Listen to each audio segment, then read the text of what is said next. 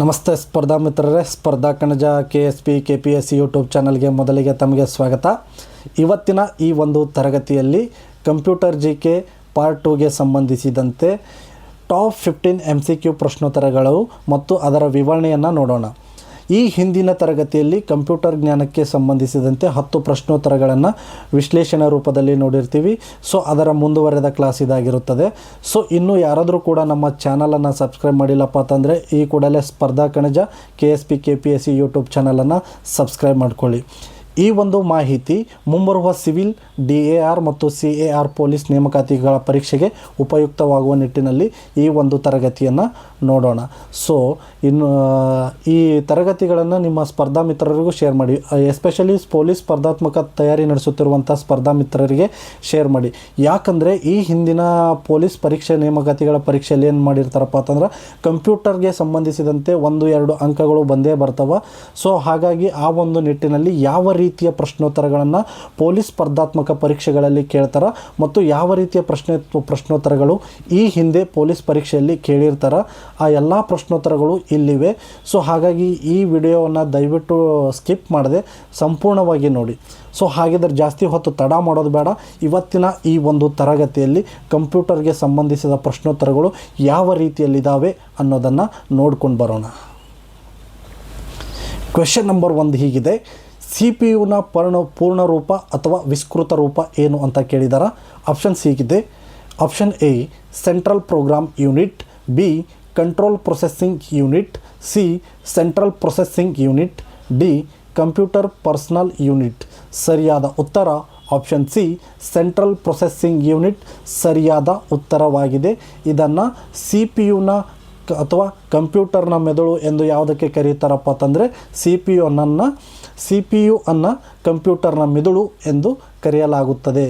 ಕಂಪ್ಯೂಟರ್ನ ಎಲ್ಲ ಲೆಕ್ಕ ಮತ್ತು ಎಲ್ಲ ಲೆಕ್ಕಾಚಾರಗಳನ್ನು ನಿರ್ದೇಶನಗಳನ್ನು ಮಾಡುವುದೇ ಯಾವುದಪ್ಪ ಅಂದ್ರೆ CPU ಇರಲಿಲ್ಲ ಅಂತಂದರೆ ಮಾನಿಟರ್ ಯಾವುದೇ ಕೆಲಸಕ್ಕೆ ಬರುವುದಿಲ್ಲ, ತಲೆಯಲ್ಲಿಟ್ಕೊಳ್ಳಿ.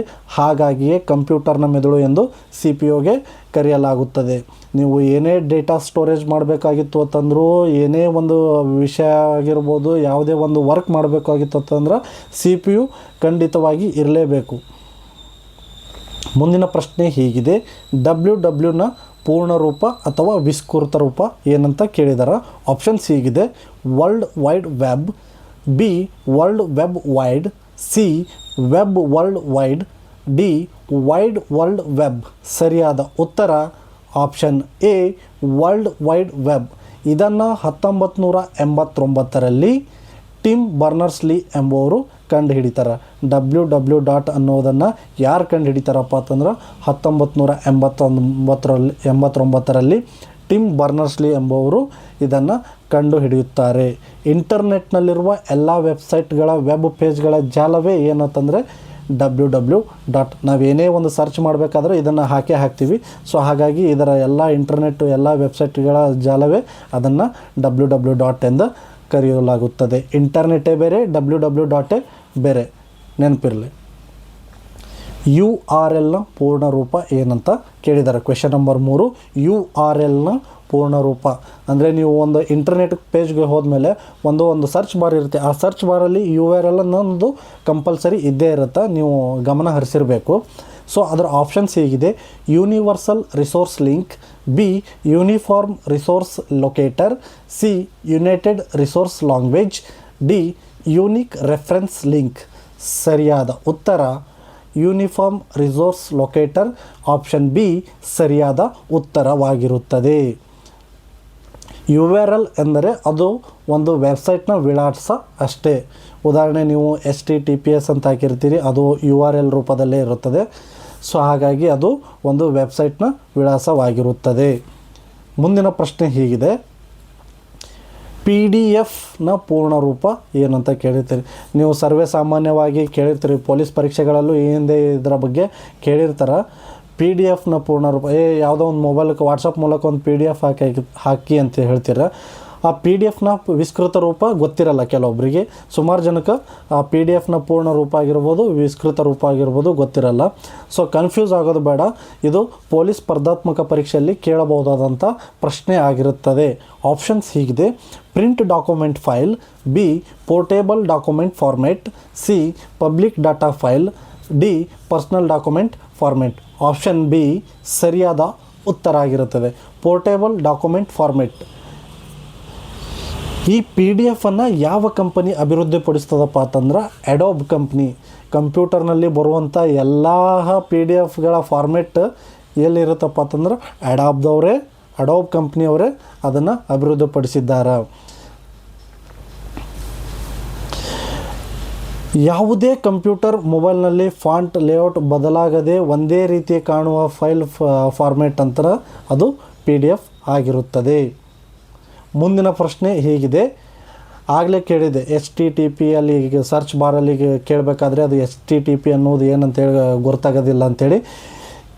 ಅದರ ಪೂರ್ಣ ರೂಪ ಏನಂತ ಕೇಳಿದ್ದಾರೆ ಇಲ್ಲಿ: hyper text transfer protocol, B high text transfer process, C hyper tech transmission port, D home tool transfer protocol. ಸರಿಯಾದ ಉತ್ತರ option A hyper tech transfer protocol ಸರಿಯಾದ ಉತ್ತರ. HTTPನ ಪೂರ್ಣ ರೂಪ. ಇದರ ಕೆಲಸ ಏನಂತಂದ್ರೆ ಬ್ರೌಸರ್ ಮತ್ತು ವೆಬ್ ಸರ್ವರ್ ನಡುವೆ ಡೇಟಾ ವರ್ಗಾವಣೆಗಾಗಿ ಏನು ಮಾಡ್ತಾರಪ್ಪ ಅಂದ್ರೆ ಈ ಒಂದು ಹೈಪರ್ ಟೆಕ್ಸ್ಟ್ ಟ್ರಾನ್ಸ್ಫರ್ ಪ್ರೋಟೋಕಾಲನ್ನು ಬಳಸಲಾಗುತ್ತದೆ.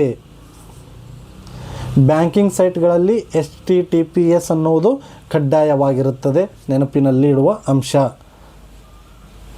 ಕ್ವೆಶ್ಚನ್ ನಂಬರ್ 6, ರ್ಯಾಮ್ನ ಪೂರ್ಣ ರೂಪ ಏನಂತ ಕೇಳಿದ್ದಾರೆ. ರಾಮ್ ಅಂತ ಕೇಳಿರ್ತೀರಲ್ಲ ಕಂಪ್ಯೂಟರ್ನಲ್ಲಿ, ಅದರ ಸಂಪೂರ್ಣ ರೂಪ ಅಥವಾ ವಿಸ್ತೃತ ರೂಪ ಏನಂತ ಕೇಳಿದ್ದಾರೆ. A read access memory, B random access memory, C run active memory, D real access module. ಸರಿಯಾದ ಉತ್ತರ ಬಿ ರ್ಯಾಂಡಮ್ ಅಸೆಸ್ ಮೆಮೊರಿ ರ್ಯಾಮ್ನ ವಿಸ್ತೃತ ರೂಪವಾಗಿರುತ್ತದೆ.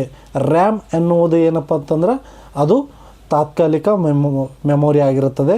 ಕಂಪ್ಯೂಟರ್ ಆಫ್ ಮಾಡಿದರೆ ರ್ಯಾಮ್ನಲ್ಲಿರುವ ಡಾಟಾ ಡಿಲೀಟ್ ಆಗುತ್ತದೆ.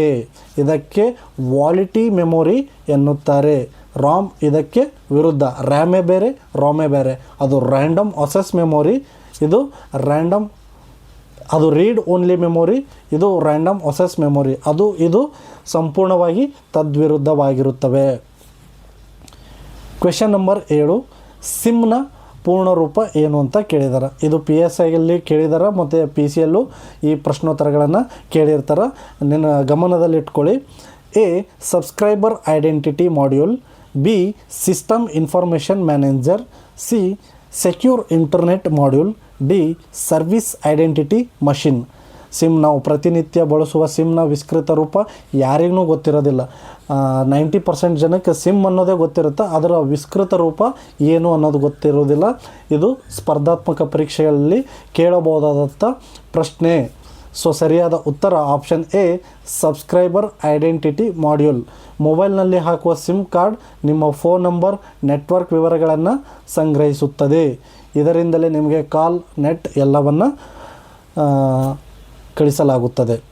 ಮುಂದಿನ ಪ್ರಶ್ನೆ ಹೀಗಿದೆ, ವೈರಸ್ನ ಪೂರ್ಣ ರೂಪ ಏನಂತ ನೋಡಿರ್ತೀರಿ. ಮೊಬೈಲ್ಗೆ ವೈರಸ್ ಬಂದೈತಿ, ಮೊಬೈಲ್ ವರ್ಕ್ ಆಗಲಾಗೈತಿ, ಸ್ಟ್ರಕ್ ಆಗಕತ್ತೈತಿ ಅಂತ ಡೈಲಿ ಜನ ಗೋಳಾಡ್ತಾ ಇರ್ತಾರೆ.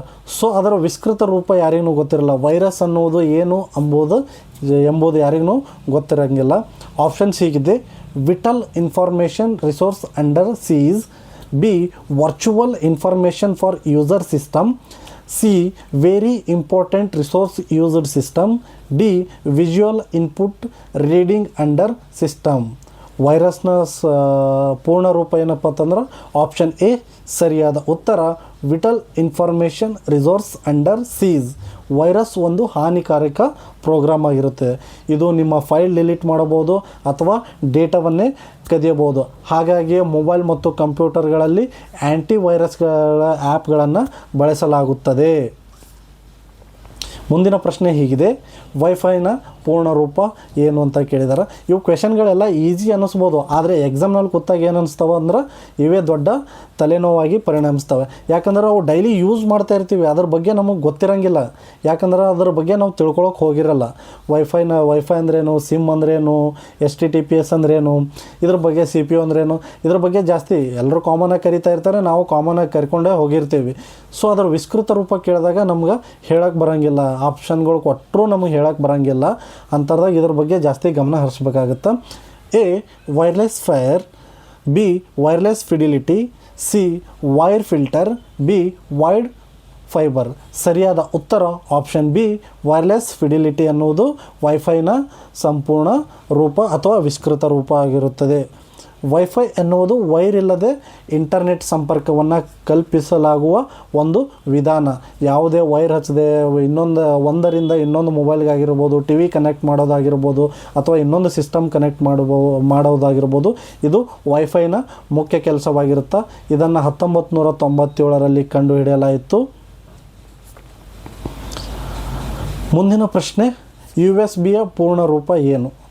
ಇದು ಕೂಡ ದಿನನಿತ್ಯ ಬಳಸುವಂಥದ್ದೇ, ಆದರೆ ಇದರ ಪೂರ್ಣ ರೂಪ ಏನಂದ್ರೆ ಯಾರೇನೂ ಗೊತ್ತಿರೋ. ನಿಮ್ಮಲ್ಲಿ USB ಕೇಬಲ್ ಇದೆಯಾ, ಅಥವಾ C to C ಟೈಪ್ ಇದೆಯಾ, ಅಥವಾ ಯಾವ ರೀತಿಯ ಕೇಬಲ್ ಇದೆ ಅಂತೇಳಿ ನಾವು ದಿನನಿತ್ಯವಾಗಿ ಮಾತಾಡ್ಕೊತಾ ಇರ್ತೀವಿ. ಸೊ ಅದರ ವಿಸ್ತೃತ ರೂಪ ಬಂದಾಗ ನಮಗೆ ಹೇಳೋಕ್ಕಾಗಂಗಿರಂಗಿಲ್ಲ. ಸೊ ಅದರ ವಿಸ್ತೃತ ರೂಪಗಳ ಆಪ್ಷನ್ಸ್ ಹೀಗಿದೆ: A universal system bus, be united serial board, C universal serial bus, D unique system backup. Easy ಅನಿಸುತ್ತೆ, ಬಟ್ ಎಕ್ಸಾಮ್ನಲ್ಲಿ ಭಾಳ ಕಷ್ಟ ಇವೆಲ್ಲ ಆನ್ಸರ್ ಮಾಡ್ಬೇಕಂದ್ರೆ, ಕನ್ಫ್ಯೂಸ್ಗಳು ಆಗ್ತಾ ಇರ್ತವೆ. ಸೊ ಸರಿಯಾದ ಉತ್ತರವನ್ನು ನೋಡಿ.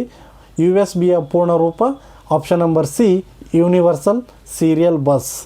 ಪೆನ್ ಡ್ರೈವ್, ಮೌಸ್, ಕೀಬೋರ್ಡ್ ಎಲ್ಲವನ್ನು ಕಂಪ್ಯೂಟರ್ಗೆ ಕನೆಕ್ಟ್ ಮಾಡಲು ಏನು ಬಳಸ್ತೀವಪ್ಪ ಅಂತಂದ್ರೆ ನಾವು USB ಟೈಪನ್ನು, USB ಪೋರ್ಟನ್ನೇ ಬಳಸಲಾಗುತ್ತದೆ. ಈಗ USB ಬದಲು C ಟೈಪ್ ಮತ್ತು C ವೇಗ ಮತ್ತು ರಿವರ್ಸಿಬಲ್ ಕೇಬಲ್ಗಳು ಬಂದಿರ್ತವೆ.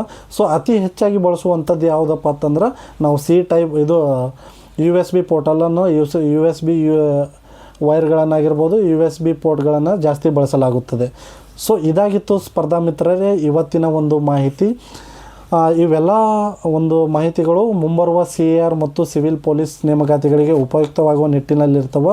ಸೊ ದಯವಿಟ್ಟು ಸ್ಕಿಪ್ ಮಾಡದೆ ವಿಡಿಯೋವನ್ನು ಸಂಪೂರ್ಣವಾಗಿ ನೋಡಿ, ನಿಮ್ಮ ಸ್ಪರ್ಧಾ ಮಿತ್ರರಿಗೂ ಇದನ್ನು ಶೇರ್ ಮಾಡಿ. ಧನ್ಯವಾದಗಳು.